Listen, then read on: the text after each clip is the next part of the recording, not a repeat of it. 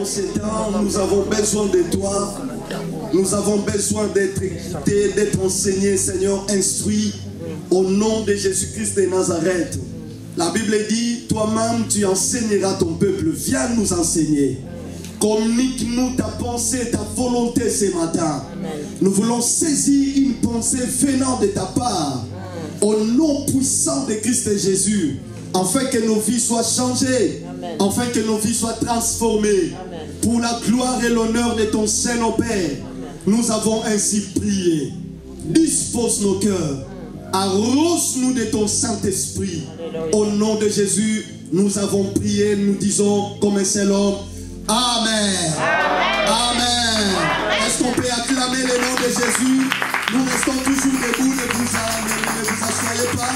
Restez toujours debout. Nous ouvrons nos Bibles dans le livre de Marc, chapitre 16, à partir du premier verset.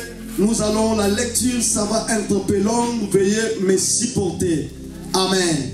Marc chapitre 16 à partir du premier verset jusqu'au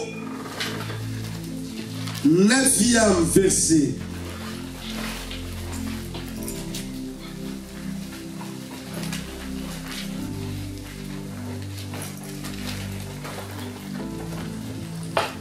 Marc chapitre 16 à partir du premier verset jusqu'au 9e ou 10e verset. Vous y êtes? Nous y sommes. Vous y êtes? Nous y sommes. Oh, vous y êtes? Nous y sommes. Nous lisons la parole du Seigneur. Amen. Lorsque le sabbat fut passé, Marie de Magdala, Marie mère de Jacques et Salomé achetèrent des aromates afin d'aller embaumer Jésus. Dis avec moi, d'aller embaumer Jésus. Le premier jour de la semaine, elles se rendirent au sépulcre. Les grands matins, comme le soleil venait de se lever, elles disaient entre elles, qui roulera la pierre loin de l'entrée du sépulcre? Qui roulera la pierre? Qui roulerait la pierre loin de l'entrée du sépulcre? Et levant les yeux, elles aperçurent que la pierre, qui était très grande, avait été roulée. Elles entrèrent dans le sépulcre, virent un jeune homme assis à droite, vêtu d'une robe blanche, et elles furent épouvantées. Il leur dit, ne vous épouvantez pas. Vous cherchez Jésus de Nazareth, qui a été crucifié. Qui y a été crucifié. Il est ressuscité, il n'est point ici. Dis avec moi, il n'est point ici. Dis-le bien, il n'est point ici.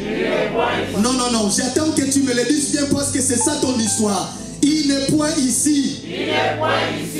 Voici les lieux où l'on l'avait mis. Mais allez dire à ses disciples et à Pierre qu'il vous précède en Galilée. C'est là que vous le verrez comme il vous l'a dit. Elles sortirent du sépulcre et s'enfuirent. La peur et les troubles les avaient saisies et elles ne dirent rien à personne à cause de leur effroi. Jésus étant ressuscité le matin du premier jour de la semaine, c'est-à-dire c'était un dimanche, comme ce jour-ci. Oh, gloire au Seigneur parce que ça tombe un dimanche. Non, je dis gloire au Seigneur parce que ça tombe un dimanche. Oh, gloire au Seigneur parce qu'aujourd'hui aussi c'est un dimanche. Oh, gloire au Seigneur parce qu'aujourd'hui aussi c'est un dimanche. Comme Jésus était ressuscité le dimanche, aujourd'hui c'est un dimanche. C'est une coïncidence. Tout ce qui te dérange aujourd'hui aussi c'est une coïncidence. Ça va rencontrer les ressuscités du troisième jour. Au nom de Jésus étant ressuscité le matin du premier jour de la semaine, apparut d'abord à Marie de Magdala, de laquelle il avait chassé cette démon. Elle alla emporter la nouvelle à ceux qui avaient été avec lui et qui s'affligeaient et pleuraient. Parole du Seigneur. Amen. Parole du Seigneur. Est-ce qu'on peut acclamer le nom de Jésus? Merci, nous pouvons nous asseoir. Oh, oh, oh, j'ai dit acclamons le nom de notre Seigneur Jésus-Christ. Ça, ce sont les acclamations de 2-3 personnes. J'ai dit, est-ce qu'on peut acclamer le nom de Jésus?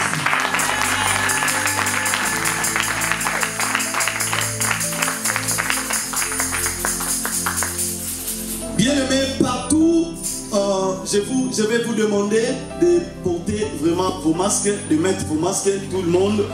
Mettez bien vos masques, ne le mettez pas en dessous de la bouche, mais couvrez bien vos nez, vos bouches. Les nez, les bouches doivent être couverts. Merci.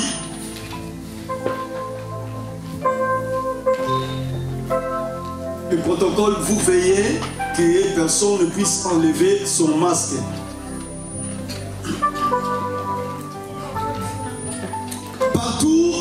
Partout ailleurs, bien aimé, dans le monde aujourd'hui, on célèbre la Pâque.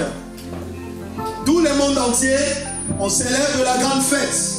C'est-à-dire la Pâque. La Pâque qui est la résurrection de notre Seigneur.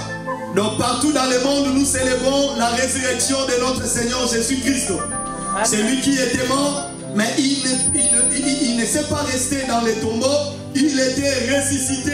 C'est cet homme que le monde entier est en train de célébrer, d'honorer au jour d'aujourd'hui. Alléluia. Amen. Alléluia. Amen. La Pâque, c'est une grande fête. C'est une recommandation que le Seigneur avait donnée aux enfants d'Israël. Nous savons tous l'origine. Les enfants d'Israël étaient des esclaves en Égypte. Et pendant tout leur esclavagisme, ils ont souffert, ils ont enduré beaucoup de choses. Ils ont perdu même des vies humaines. C'est-à-dire la grande majorité de ceux qui étaient partis là-bas ou qui étaient nés là-bas, ils n'étaient pas sortis de l'Égypte. Ils étaient morts à cause des souffrances, à cause des durs travaux qu'on leur infligeait. Mais Dieu a trouvé bon de les libérer un jour parce que la parole avait été déjà dit qu'à leur sujet, un jour ces peuples iront en esclavagisme et un jour aussi ils sortiront de l'esclavagisme. Amen. Amen. Bien aimé, il y a un temps pour toutes choses dans la vie. Il y a un temps pour souffrir et il y a un temps aussi pour rigoler. Tu ne peux pas passer toute ta vie à souffrir. Même si tu souffres aujourd'hui, si tu es avec le Seigneur, bien aimé, sache-le qu'il y a un jour que le Seigneur a réservé pour toi. Et c'est ce jour-là que l'histoire de ta vie changera. Et je ne sais pas, peut-être que ce jour c'est aujourd'hui. Donc je dis, je ne sais pas, peut-être que ce jour c'est aujourd'hui. C'est peut-être aujourd'hui que l'histoire de ta vie va changer. C'est peut-être aujourd'hui que Dieu changera l'histoire de ta famille. Et ce peuple, pendant leur plaie, pendant leur souffrance, ils ont crié à Dieu.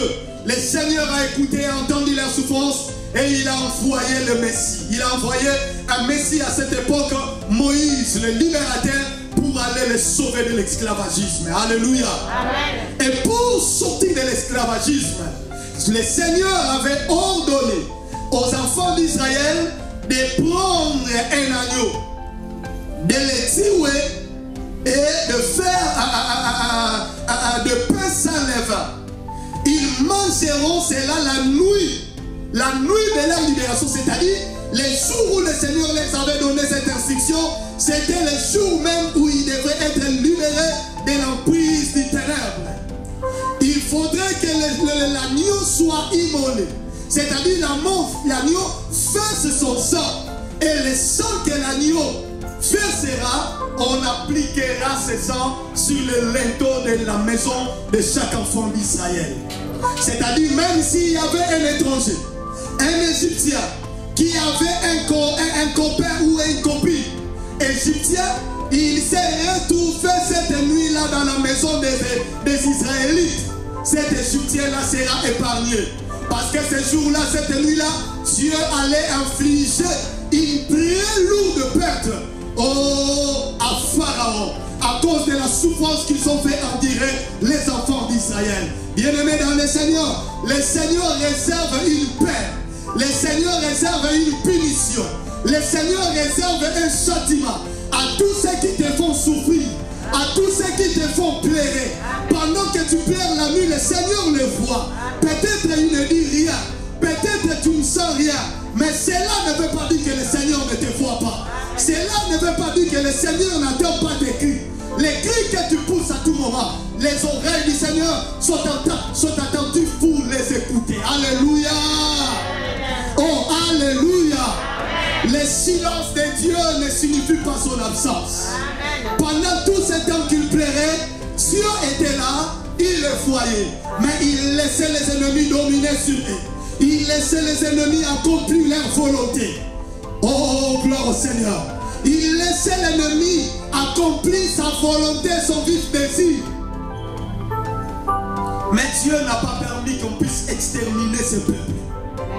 Malgré la souffrance, malgré les difficultés, mais Dieu n'a pas permis que ce peuple soit éliminé. Voilà pourquoi malgré les difficultés que tu endures, malgré les combats que tu racontes, malgré des attaques que tu reçois, le Seigneur ne permet pas que tu puisses mourir. Amen. Tout simplement parce qu'il a une histoire avec toi. Amen. Non, parce qu'il a une histoire avec toi. Cette histoire, personne d'autre ne l'écrira. Non, non, non, cette histoire, personne d'autre ne l'écrira. C'est lui qui écrira cette histoire, c'est bel et bien toi. Voilà pourquoi le Seigneur ne permet pas que les souffrances que tu as eues puissent t'emporter. Amen. Ils ont pleuré, ils ont crié. Dieu était là, il les écoutait. Et il a ordonné, cette nuit-là, ils ont mis le sang, ils ont placé sur le linteau. Et l'ange de la mort a passé à visiter cette nuit-là toute l'Égypte. Donc tous les territoires égyptiens a été visité cette nuit par l'ange de la mort. L'ange que le Seigneur avait envoyé pour exterminer les premiers-nés égyptiens. Parce que c'est là où se trouvait leur force. C'est là où se trouvait leur espoir. C'est là où se trouvait leur énergie. Le premier-né était des remplaçants valables, bien-aimés du roi. Le premier-né était les remplaçants valables de tous les chefs militaires. Le premier-né était les remplaçants valables de tous les fonctionnaires. Dieu est venu frapper là où se trouvait leur force. Oh bien-aimé dans le Seigneur, laisse que ceux qui te font souffrir continue à te faire souffrir. Laisse que ceux qui te font pleurer continue à te faire pleurer. Mais il y a un jour, Dieu le frappera là où se trouve leur force. Dieu frappera ce peuple là où se trouve leur force. Ils n'auront plus d'histoire à raconter. Ils n'auront plus d'histoire à raconter, bien-aimé. Il n'y aura personne pour les remplacer, pour les succéder. Parce que Dieu va frapper là où se trouve leur histoire. Amen. Oh bien-aimé, l'histoire, ceux qui l'écrivent, ce ne sont pas des parents. Mais ceux qui écrivent l'histoire, ce sont ceux qui viennent après. Alléluia. Ceux qui viennent après, ce sont eux-là qui écrivent l'histoire. Ils n'ont pas pu écrire l'histoire à cause de la perte qu'ils ont subie auprès de l'Éternel. Ton Dieu est vivant. Non, je t'ai dit, ton Dieu est vivant. Non, je t'ai dit, ton Dieu est vivant. Dieu a frappé cette nuit les premiers-nés égyptiens. Et en les frappant, Dieu a dit aux enfants d'Israël, vous vous souviendrez toujours de cette date, de ces jours. Si vos enfants qui viendront après vous posent la question de savoir qu'est-ce que c'est cette fête, vous leur répondrez, nous étions des esclaves en Égypte. Dieu nous a libérés. Il ne nous a pas libérés comme ça là, mais il nous a libérés en infligeant une lourde perte auprès de nos agresseurs, auprès de nos oppresseurs. Dieu a imposé une lourde perte, c'est-à-dire il a éliminé le premier-né à partir des animaux jusqu'aux hommes.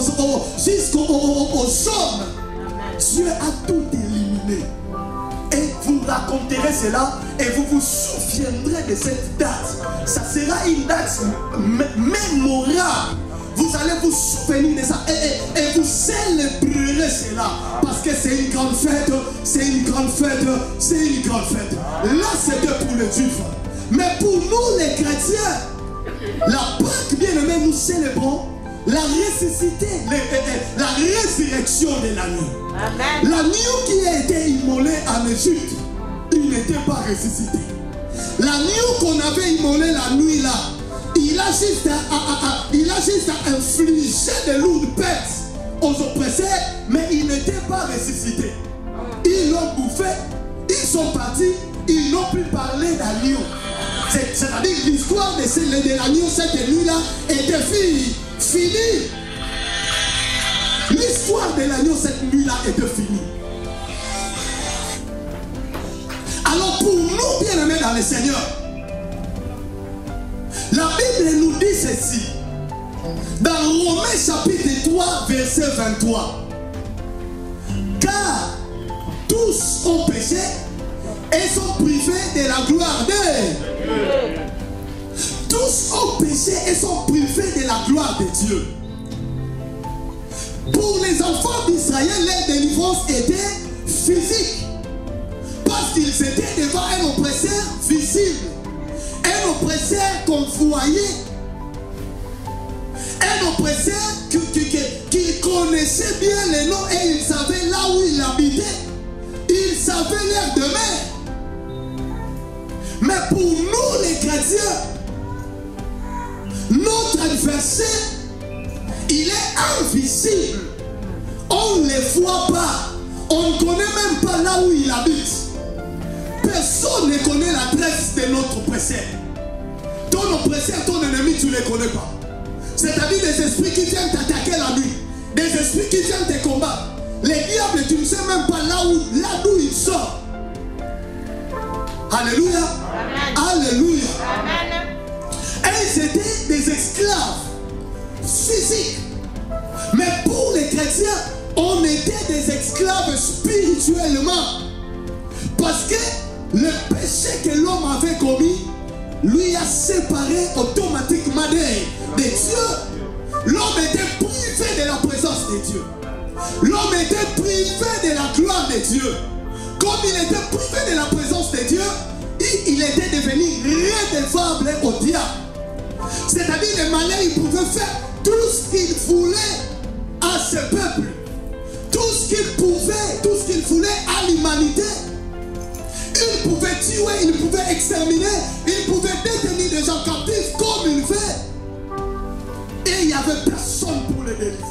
Il n'y avait personne pour les libérer. Il n'y avait personne pour les protéger, les sécuriser. À cause du péché qu'un seul homme, c'est-à-dire Adam, a commis, et tout homme qui naît sur cette terre vient avec cette nature adamique. Et le fait de sortir avec cette nature adamique nous rend d'office redevables au péché. Même un bébé qui est né aujourd'hui, il a la nature pécheresse. Il a une nature pécheresse. L'enfant qui est dans le ventre, il n'est même pas sorti. Il a une nature pécheresse. Parce qu'il a la nature d'Adam. Alléluia. Amen. Il a la nature d'Adam. Mais Dieu, la Bible nous dit, Dieu prouve son amour à notre égard. Lorsqu'on était encore des pécheurs, Christ était déjà mort pour nous. Malgré notre péché, malgré d'être séparés de Dieu, malgré d'être privés de la gloire de Dieu, Dieu ne nous a pas laissés comme ça. Et un jour, il y a eu une réunion au ciel. Dans cette réunion, Dieu s'est posé la question: qui enverrai-je? Je cherche quelqu'un pour aller. Moïse était parti pour libérer le peuple d'Israël. Mais là, pour ce peuple, pour mon peuple, le peuple sur qui je me suis formé, où j'ai formé mon nom, qui peut aller intervenir en faveur de ces peuples? La Bible dit dans le livre des Psaumes, il y a eu un silence total dans les cieux. Il y a eu un silence total.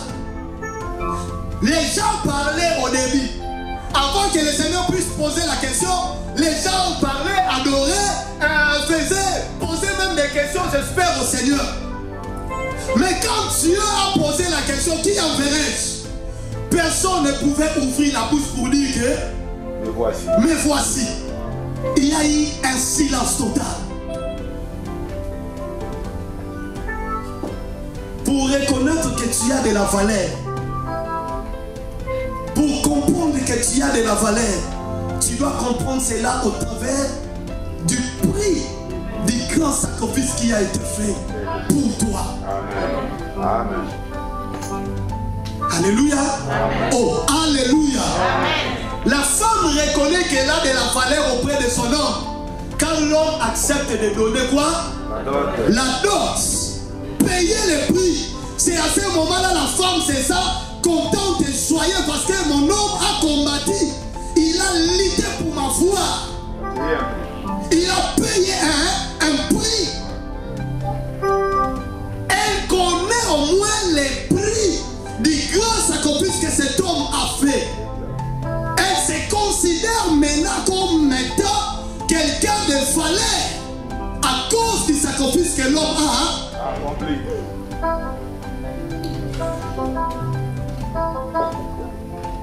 Le silence était total. Personne ne pouvait dire un mot. Personne ne pouvait dire un mot. Tous les anciens étaient là. Les anges étaient là. Michael, tous ces gens-là, Gabriel, tout était là. Personne ne pouvait dire un mot. Mais la Bible nous dit ceci.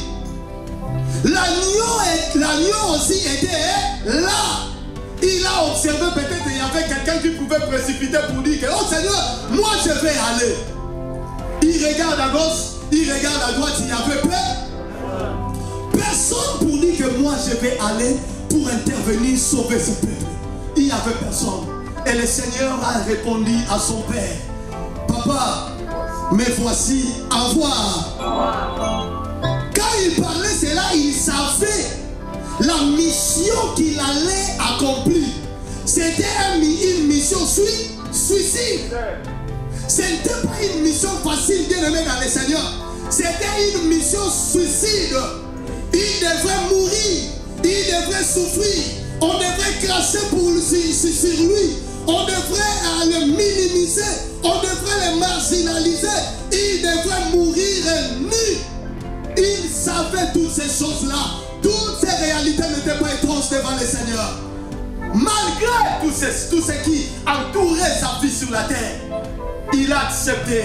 Il a dit, malgré tout ce que je vais en dire, moi je suis prêt de descendre. Amen. Moi je suis prêt de descendre pour aller sauver cette terre, pour aller sauver cet homme. Et le Seigneur est descendu. En descendant, il est apparu dans la vie de Marie de Magdala. La Bible dit la Vierge était tombée enceinte et il a accouché un petit qu'on appelait déjà Emmanuel. Emmanuel qui signifie Dieu parmi nous. C'est lui qui était là au ciel qui a dit que Père, envoie-moi. Il est descendu, il se retrouve maintenant au milieu des hommes parmi nous. Mais c'est lui qui est venu parmi nous. Cet homme devrait passer par de multiples chemins, par de multiples voies, afin d'accomplir la mission qu'on lui avait été confiée, qui lui a été confiée. Et cette mission, il devrait souffrir. Il devrait être trahi. Il devrait être chicoté. Et il devrait être frappé, crucifié à la croix. C'était ça sa mission. La mission c'était de verser le sang parce que à l'Égypte, l'agneau a versé son sang. Et lui aussi, encore, oh mon Dieu, Lingana, aïe, malgré français, mais t'as la débrouillé, caca, le mon Dieu. Alléluia. Est-ce que tu peux faire ceci pour la gloire du Seigneur? Dis avec moi, gloire à Dieu. Oh, gloire à Dieu.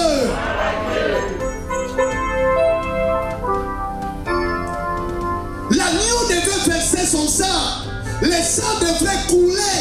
Le sang qui a été versé en Égypte symbolisait que dans cette maison, il y avait déjà quelqu'un qui était mort. Comme quelqu'un est déjà mort ici, alors l'ange de la mort, tu n'as pas le droit de tuer une autre personne parce que quelqu'un est déjà mort. Donc le sang était comme un substitut. Ça remplaçait la mort de celui qui le méritait dans cette maison. Et l'agneau aussi en venant, il devrait accomplir cela parce que la Bible dit l'Ancien Testament est l'ombre des choses à venir. Tout ce qui a été fait à l'Ancien Testament devrait s'accomplir en réalité, était l'ombre de ce que le Seigneur devrait accomplir sur cette terre. Amen.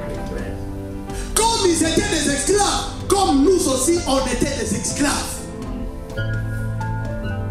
Comme il y avait un pharaon, comme aussi il y a un pharaon sur cette planète ou sur ce monde ou dans ce monde.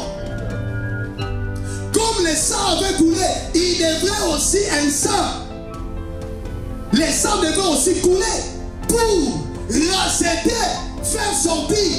Les sangs devraient être comme un substitut, un remplaçant. Les sangs devraient remplacer la souffrance, devraient remplacer la misère, devraient remplacer l'esclavagisme de ce peuple. Un substitut.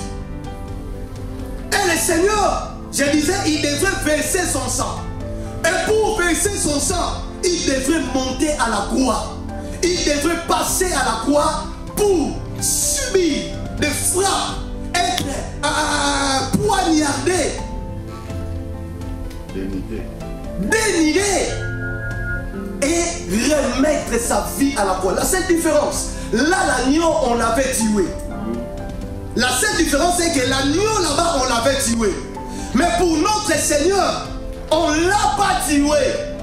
Il s'est donné lui-même. Amen. Comme un agneau. Il s'est donné lui-même comme un agneau. C'est ça la seule différence. Parce qu'un Dieu, on ne peut pas le tuer.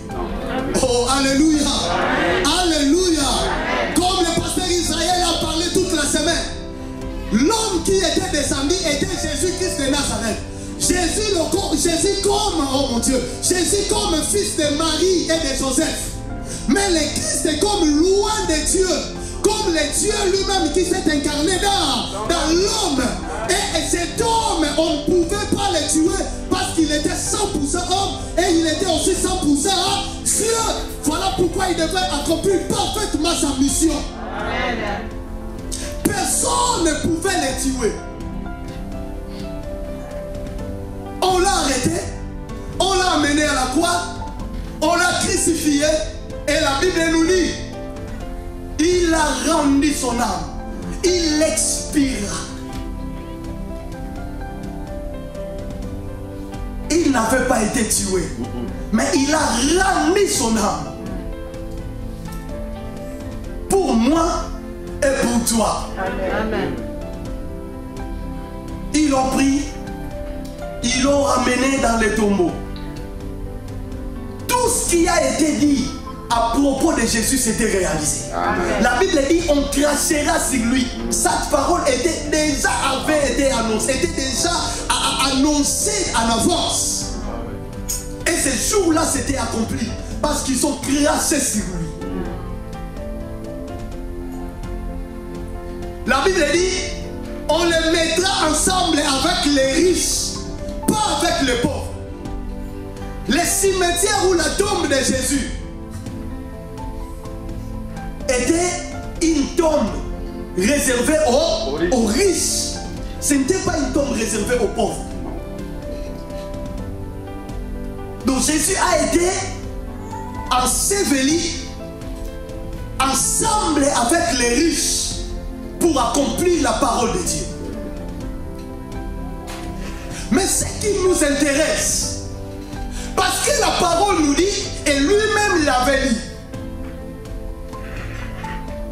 je serai crucifié, je vais mourir, mais le troisième jour, je reviendrai à la vie. Je reviendrai à la vie, je serai ressuscité. Il a parlé de ça. On reconnaît un prophète par l'accomplissement de sa parole, sa prophétie. Comme il avait dit, cette parole devrait s'accomplir. On l'a amené le vendredi. Le samedi, il était toujours là. Le dimanche, il devait faire 3 jours. Le dimanche, c'était un troisième jour. Parce que la journée ne pouvait pas prendre toute une journée entière chez les Juifs. Non. Cette portion de temps suffisait déjà pour être confirmée une seule journée. Donc ça faisait la totalité de 3 jours pour confirmer la véracité de la parole de Dieu. Amen. On l'a mis. Et la Bible dit le troisième jour, c'est-à-dire un dimanche, Marie et notre femme se rendirent au sépulcre, là où nous avons lu dans le livre de Marc. Se rendirent au sépulcre pour faire quoi? Ils sont partis au sépulcre pour emmormer les corps du Seigneur. Amen. Pour emmormer les corps du Seigneur. Donc ils sont allés emmormer Jésus. Pas le Christ, mais Jésus. Mais curieusement, étant 100% homme et 100% Dieu, il ne pouvait pas rester dans les tombeaux. Si le corps de Jésus était resté toujours là après 3 jours, on ne parlerait plus de la résurrection. Et la vie chrétienne ne pouvait même plus avoir de sens. La vie chrétienne n'existerait plus. On ne serait même pas rassemblés en ces jours ici pour fêter, célébrer la Pâque. Parce que ça devrait être un mensonge, un pire mensonge. Mais Dieu ne ment pas. Amen. Non, Dieu ne ment pas. Amen. La Bible dit ce qu'il a dit, il finit par l'accomplir. Et ces jours-là, ils sont venus pour voir si le Seigneur Jésus était là. Jésus que Marie avait enfanté. L'homme Jésus. Mais curieusement, le Messie, le Christ, le roi de Dieu, il devrait partir sans pour autant laisser son corps. Parce que s'il avait laissé son corps, ça n'aurait même pas de coïncidence pour parler de Christ. On parlerait de Christ, c'est comme un esprit qu'on ne voit pas. Comment on peut parler de lui? On n'allait même pas parler de lui. Voilà pourquoi il devait être ressuscité, mais avec le même corps. Un corps de gloire, pardon, mais avec les mêmes cicatrices. Pour montrer la véracité que réellement, c'est moi Jésus que vous avez crucifié. Que je suis ressuscité comme la parole l'avait dit. Amen. Ils arrivèrent là-bas, ils trouvèrent la tombe était ouverte. C'est-à-dire ils avaient mis une grosse pierre. La pierre avait la force d'une monnaie. Une grosse pierre qu'on avait mis devant la tombe de Jésus. C'est-à-dire quand vous arrivez sur la tombe, c'est comme une descente. Vous devrez descendre. Pour entrer, vous devrez vous faire un petit geste comme ça pour rentrer. Elle s'accroupit pour rentrer. Alléluia. Pour rentrer, bien-aimé dans le Seigneur. Mais ils sont venus, ils ont trouvé la pierre, il n'était pas à sa place. Les gardes qui étaient là, parce qu'ils ont mis la pierre en enterrant Jésus, ils ont mis la pierre, non pas seulement la pierre, mais ils ont mis aussi des surveillants là pour contrôler les gardes, pour veiller à ce que personne ne vienne enlever son corps pour dire oh, il a été ressuscité alors qu'on avait volé son corps. Les gardes étaient là. La pierre était enroulée. Pendant que les gardes étaient là, ils ont vu comme ils ne voyaient pas. Ils n'avaient pas d'explication à donner. Il n'y avait personne qui était sorti dans la tombe. Mais la pierre était enroulée. Ils ont fait, ils avaient mis comme un truc de rail là. Donc vous pouvez le pousser avec une très grande force pour l'enlever. Or les femmes ne pouvaient pas le faire. Les femmes et la vie, ils ont été stupéfaits, ils ont dit, le Seigneur a été volé. Ils sont entrés à l'intérieur, subitement ils voient un jeune homme assis à côté, les habits, les linges qu'on avait enveloppés étaient là, bien arrangés. Oh mon Dieu, Dieu sait faire les choses. Il n'a pas besoin d'aide, il n'a pas besoin d'aide d'une personne. Non, Dieu n'a pas besoin d'une intervention humaine. Il sait faire les choses. pensé, bien préparé, bien repassé, pour signifier que la personne était morte. Mais ils ont enlevé toutes ces histoires, sont là. Mais qu'est-ce qui se passe au juste? Ça troublait les femmes qui étaient là. Et l'ange ne pouvait pas laisser les femmes dans cet état. Ils ont dit, vous cherchez qui? L'homme que vous cherchez, il n'est pas ici. Certainement, vous l'avez mis ici. Certainement, sa fille était ici. Il a souffert, il endurait des souffrances. Si c'était, il était là. Il était mort, il était là. Mais au moment où vous êtes venu l'embaumer, je vous dis, cette personne n'est plus là. Il est sorti du tombeau, il est ressuscité. Voilà pourquoi vous avez trouvé les tombeaux vides. Les tombeaux est vide parce qu'il n'est pas là. Déjà, il vous précède. Il vous précède. Allez déjà. Vous allez le trouver là où vous allez. Il vous précède déjà. Oh mon Dieu. Quelqu'un qui était mort. Quelqu'un qu'on avait déjà enterré. Quelqu'un qu'on avait dit déjà c'est fini pour lui. Mais c'est cette personne qui est ressuscitée selon la parole. Oh bien-aimé, il est sorti du tombeau. Mais je voulais attirer notre attention. Pourquoi le Seigneur était-il ressuscité? Pourquoi le Seigneur était-il mort? Parce qu'on ne peut pas parler de la résurrection sans pour autant parler de la mort. Pour parler de la résurrection, il faut qu'il y ait une mort. Alors il était mort, pourquoi? Pourquoi il était mort? Jésus était mort, bien aimé dans le Seigneur. Il était mort pour nous racheter. Amen. Il était mort pour nous racheter. Les rachats, bien aimés dans le Seigneur, pour dire en un mot, c'est verser une rançon pour accorder la liberté.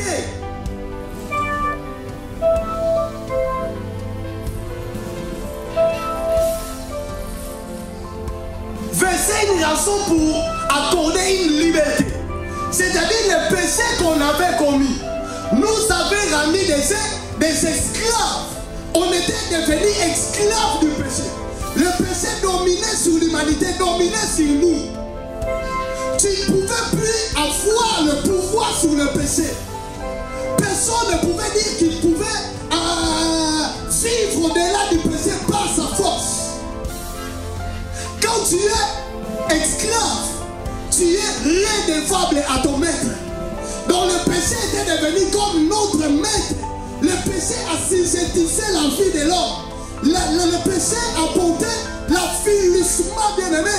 Notre vie était dans l'affaiblissement. On était assujetti par le péché. On ne pouvait même plus relever la tête pour dire un mot. À cause du péché. Or, le Seigneur devait mourir.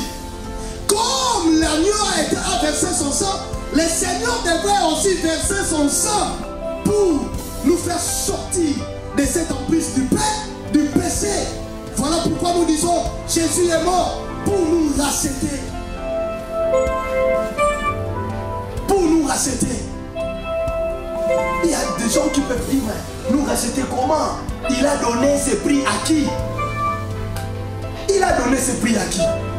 Le sang que Jésus a versé, il a versé ça auprès du Père. Alléluia. Amen. Il a versé son sang auprès du Père. Dans son sacrifice fallait. C'est le seul sacrifice que le Père pouvait accepter. Ce n'était pas le problème avec les diables et les sang. Mais le sang, c'est pour que le Père puisse agréer ce sacrifice afin que l'homme qui était sous la loi du péché puisse devenir libre. Voilà pourquoi la résurrection de Christ. La résurrection de Christ.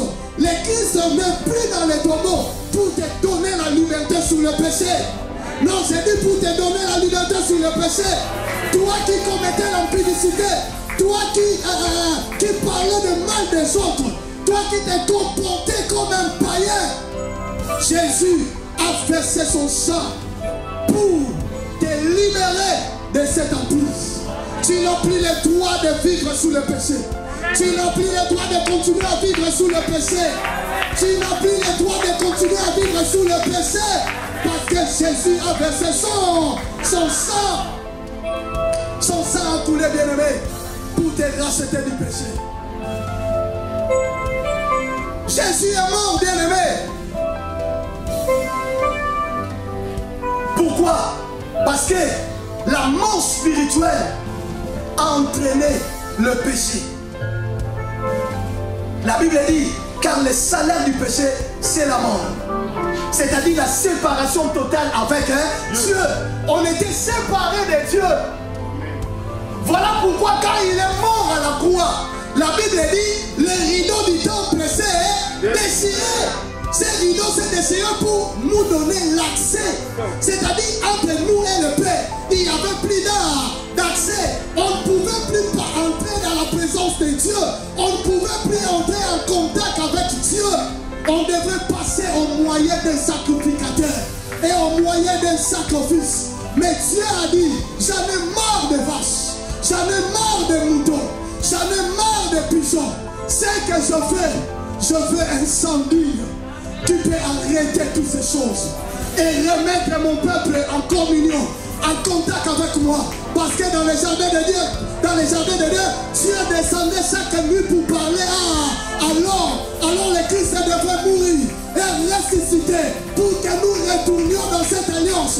Nous retournions dans cette intimité de parler face à face avec Dieu. Voilà la résurrection te donne l'accès de parler à Dieu. La résurrection te donne la possibilité de t'approcher de Dieu. La résurrection te permet, bien-aimé, de s'approcher devant ton Père, d'appeler Dieu ton Père. Au travers de la résurrection, Dieu est devenu ton véritable papa. Même si tu as perdu de papa, tu es orphelin. Je te dis que tu as un véritable papa. Oh, à ce jour de la résurrection, ton papa il est là. Ton papa il est là. Ton papa il est là. Ce que ton père ne pouvait pas faire pour toi, lui il le fera. Lui il le fera. Lui il le fera. Parce qu'il est ton papa. Ton papa ne pouvait pas te protéger la nuit. Mais lui il te protège la nuit. Quand il vient des attaques, ton papa est là. Oh, c'est mon papa, c'est mon papa, c'est mon papa, c'est mon papa qui me protège, qui me garde, qui me défend, qui me sécurise.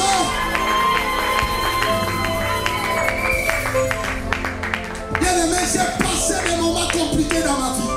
J'ai passé des moments terribles dans ma vie.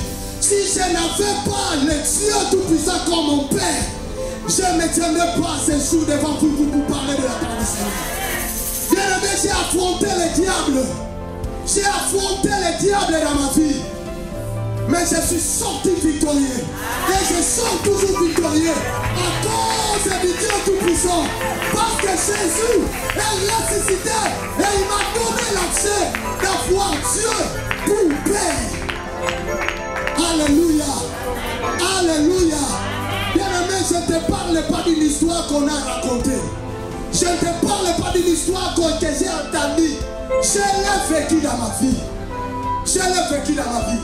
Je me tiens ici parce que j'ai un Dieu. Je me tiens ici parce que Jésus-Christ est réellement Seigneur. Oh mon Dieu, tu ne me comprends pas. Je me tiens ici parce que Jésus-Christ est réellement Seigneur. Réellement ressuscité.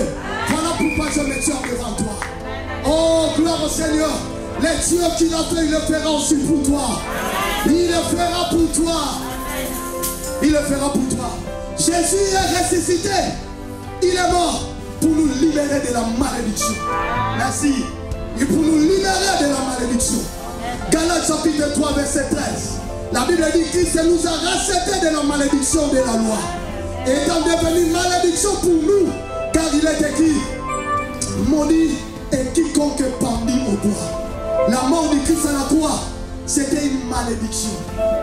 Tout celui qui devait mourir à la croix, c'était une malédiction pour le Juif. que ce n'était pas propre pour les saints. C'est une place réservée pour les voleurs, réservée pour les criminels, réservée pour les brigands, réservée pour les gens qui faisaient du mal à autrui. Mais Jésus n'a pas fait du mal à autrui. Il est venu comme un substitut. Il a dit, la place que cette personne méritait, à cause du péché, à cause de la loi, il devrait mourir, il devrait être crucifié. Moi, Jésus, j'accepte de monter à la croix afin de prendre sa place pour que lui ne puisse pas mourir. Bien aimé, la honte, c'était la mort de la croix. Cette honte, le Seigneur l'a pris. Il a pris avec lui pour que toi tu ne connaisses pas la honte. J'ai dit tu ne connaîtras pas la honte dans ta vie. Oh Dieu, tu ne connaîtras pas la honte dans ta vie. Oh non, parce que Jésus a pris ta place. Toutes les malédictions qui s'attachaient à ta vie, à cause des lois de famille, à cause des lois ancestrales, à cause des lois de la maison de ton père, ou des choses que tu as fait, aujourd'hui, à cause de la résurrection, est annulé au nom de... Il est mort pour nous faire sortir de la domination du diable. La Bible dit, nous étions sous l'emprise du diable. Nous étions sous l'emprise du diable. Christ est venu pour nous libérer de cette emprise, pour nous rendre la liberté. C'est-à-dire nous ne puissions plus continuer à être des esclaves, mais nous puissions devenir maintenant des hommes libres. Voilà pourquoi si tu lis dans Matthieu chapitre 26, je crois, là où on parle de la résurrection, si tu lis là-bas, tu comprendras, la Bible dit, après sa résurrection, il y a eu d'autres morts qui étaient d'autres morts qui étaient ressuscités.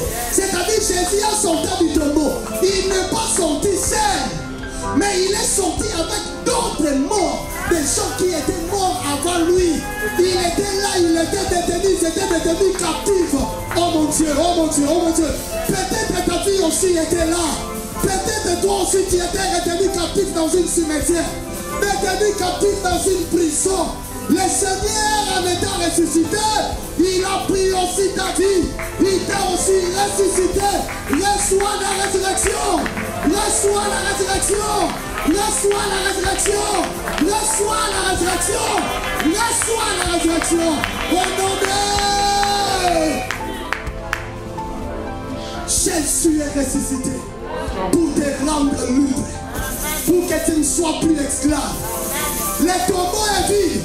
Là où ils avaient mis ton nom, là où on t'avait arrêté, là où on t'avait bloqué, là où toutes les condamnations pesaient sur toi, les condamnations étaient tellement fortes et dures.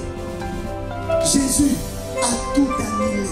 Voilà pourquoi la Bible dit qu'il a effacé l'acte dont les ordonnances nous condamnaient et qui subsistaient contre nous. Il les a effacés en les triomphant dessus là. La croix a bâti à mon écouloussou pour que tu ne sois plus sous cette condamnation. Arrête de te condamner, bien-aimé. Arrête de te condamner. Arrête de te sentir comme un condamné. Tu n'es plus condamné. Tu es libre pour la gloire du Seigneur. Que Dieu te bénisse. Que Dieu te bénisse. Le tombeau est libre. Le tombeau est libre. Le tombeau est libre. Le tombeau est libre. Jésus est ressuscité. Jésus est ressuscité. Jésus est ressuscité. Jésus est ressuscité. Jésus est ressuscité. Lève-toi, Jésus est ressuscité. Jésus est ressuscité. Lève-toi, lève-toi, lève-toi. Jésus est ressuscité, j'ai dit. Le tombeau est vide. Tu n'es pas dans le tombeau. Tu n'es pas dans le tombeau. Tu ne comprends pas. Tu n'es pas dans le tombeau. Tu n'es pas dans le tombeau. Commence à parler, commence à parler. Commence à parler. Commence à parler. Le tombeau est vide. Le tombeau est vide. La pierre qu'ils ont mis pour t'enrôler, pour te bloquer, te retenir là-bas. Des gardiens. Tu es libre au nom de Jésus. Tu es libre au nom de Jésus. Non, monte encore, monte encore, Expérimente cela. Expérimente cela. Bien-aimé, fils, c'est là, fils, c'est là, fils, c'est là. Et lève ta voix, lève ta voix, lève ta voix, lève ta voix.